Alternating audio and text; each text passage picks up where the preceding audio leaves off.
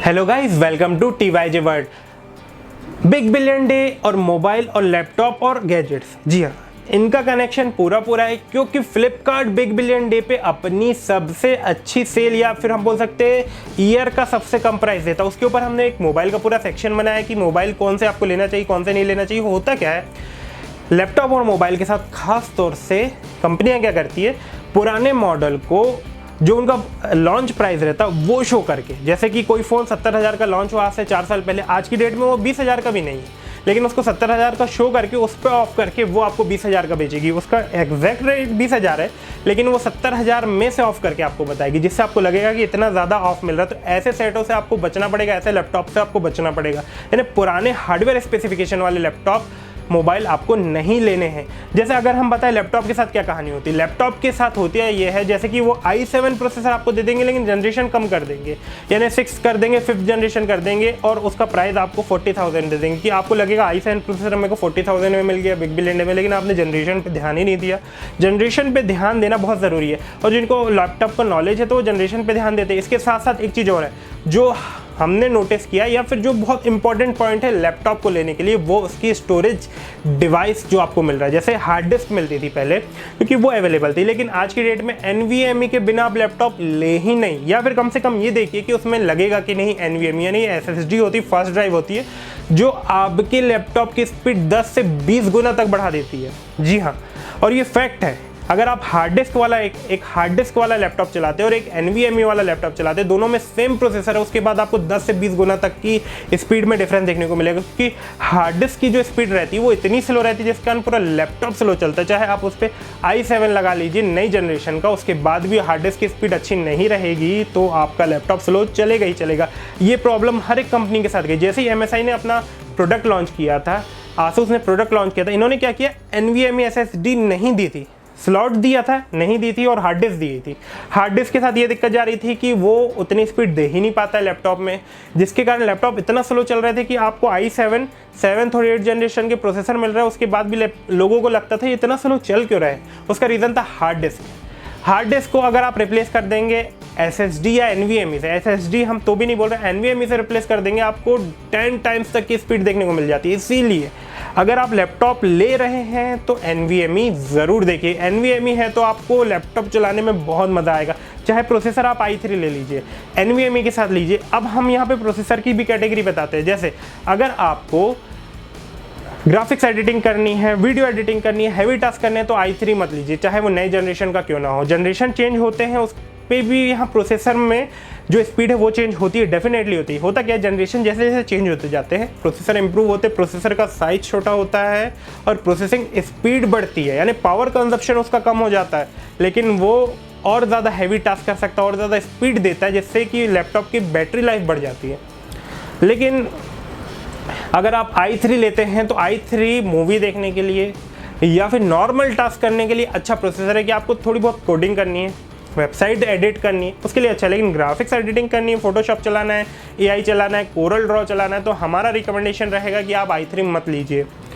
इसके साथ साथ i5 आप 7th जनरेशन से देख सकते हैं। जी हम बोल रहे हैं i5 को आप 7th जनरेशन से देख सकते हैं विथ NVMe।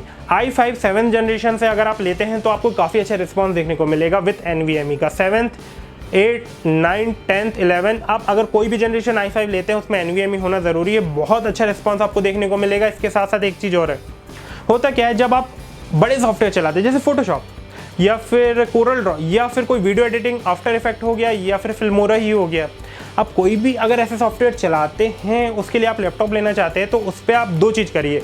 एक तो NVMe होना ज़रूरी है, कम से कम i5 होना ज़रूरी है। उसके साथ साथ रैम 8 GB मत रखिए, कम से कम 16 GB कर लीजिए। उसके बाद आपका लैपटॉप एकदम उड़ेगा। कोई भी आप ऐप खोल लीजिए, कोई भी आप यहाँ पे एडिटिंग कर लीजिए, आपका लैपटॉप उड़ता हुआ नजर आएगा। उसमें i7 i5 में आपको इतना डिफरेंस देखने को नहीं मिलेगा, क्योंकि प्रोसेसर उतना यूज़ नहीं होते हैं। यहाँ पे सबसे ज़्यादा जो भरता है लैपटॉपों में वो डिस्क होता है और मेमोरी होती है। और उसके साथ साथ जो C ड्राइव आप बनाएं, ये एक इम्पॉर्टेंट सजेशन है। जब भी आप स्टोर से जाते हैं लैपटॉप लेने तो क्या करते हैं स्टोर वाले, लैपटॉप तो लेते हैं, यानी लैपटॉप देते हैं लेकिन उसका पार्टीशन बना देते। पार्टीशन NVMe का मत बनाइए। सी ड्राइव को ज़्यादा से ज़्यादा स्पेस रखिए, क्योंकि क्या होता है जैसे आप बड़े सॉफ्टवेयर या फिर कुछ एडिटिंग करते हैं तो ये जो मेमोरी रहता है वो सी ड्राइव से लेता है। अगर सी ड्राइव आपकी भर जाएगी तो स्क्रैच डिस्क आपकी फुल हो जाएगी, तो सॉफ्टवेयर आपको रिस्पॉन्स करेंगे नहीं, या फिर मेमोरी कम हो जाएगी तो आपका लैपटॉप हैंग होने लगेगा। इसलिए सी ड्राइव को आप पूरा फुल NVMe का रखिए, और उसके अलावा जो हार्ड डिस्क आती है उसमें पार्टीशन कर लीजिए। जो SSD ज़्यादातर 512 GB की आती है उसको आप फुल रखिए, उसमें पार्टीशन मत कीजिए। ये हमारा एकदम करेक्ट सजेशन है जो हमने एक्सपीरियंस किया, और हम भी हमेशा यही सजेस्ट करते हैं कि जो सी ड्राइव है वो बड़ी से बड़ी रहे, जिससे कि हैवी ऐप आप चलाएं, आपको कोई प्रॉब्लम का सामना ना करना पड़े। और जितने भी यहाँ पे ऐप्स यानी कि जितने भी सॉफ्टवेयर आप इंस्टॉल करें लैपटॉप में वो NVMe में ही करें, हार्ड डिस्क पे नहीं करें, क्योंकि आपको NVMe के साथ हार्ड डिस्क का भी कॉम्बिनेशन मिलता है। हार्ड डिस्क में सिर्फ डेटा रखिए, जो डेटा एडिट करना है उसको NVMe में डाल के एडिट कर लीजिए, तो आपको काफ़ी अच्छा रिस्पॉन्स मिलेगा। इसके साथ साथ अगर हम यहाँ पे लैपटॉप की लिस्ट की बात करें तो आपको अगर i3 लेना है तो 30 से 40,000 की रेंज में with NVMe i3 8th generation 9th 10th 11th generation आप ले सकते हैं। आपको काफ़ी अच्छा लैपटॉप चलता हुआ नजर आएगा। हम क्या बोल रहे हैं, फिर से NVMe है तो लैपटॉप काफ़ी अच्छा चलेगा।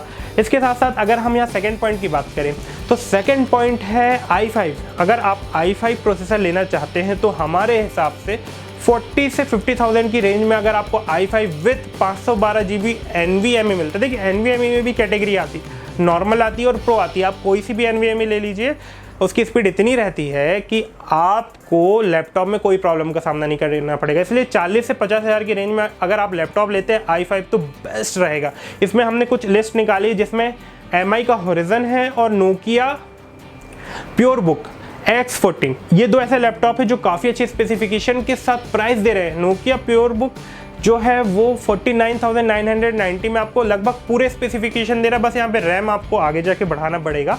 उसके अलावा इनके साथ एक और चीज़, जैसे MI के लैपटॉपों के साथ हमने एक चीज़ देखा है कि ये जो रैम स्लॉट देते हैं वो सिंगल दे देते हैं। उससे होता ये है जैसे 8 GB रैम को आपको 16 करना है तो आपको अलग से 8 GB लेके एक्सटेंड नहीं करना पड़ेगा, क्योंकि इसमें स्लॉट ही नहीं रहते। इसलिए आप पहले पता कर लीजिए, आप लैपटॉप ले रहे हैं MI का या फिर इवन नोकिया का भी, तो उनके मदरबोर्ड में आपको रैम स्लॉट कितने मिल रहे हैं, कम से कम 2 स्लॉट होने चाहिए। नहीं तो आपको क्या करना पड़ेगा, जैसे 8 GB की रैम है, अब उसको निकाल के आपको 16 GB परचेस करनी पड़ेगी और वो लगानी पड़ेगी, और आपकी 8 GB एक्स्ट्रा परचेस हुई और 8 GB एक्स्ट्रा बर्बाद भी हुई।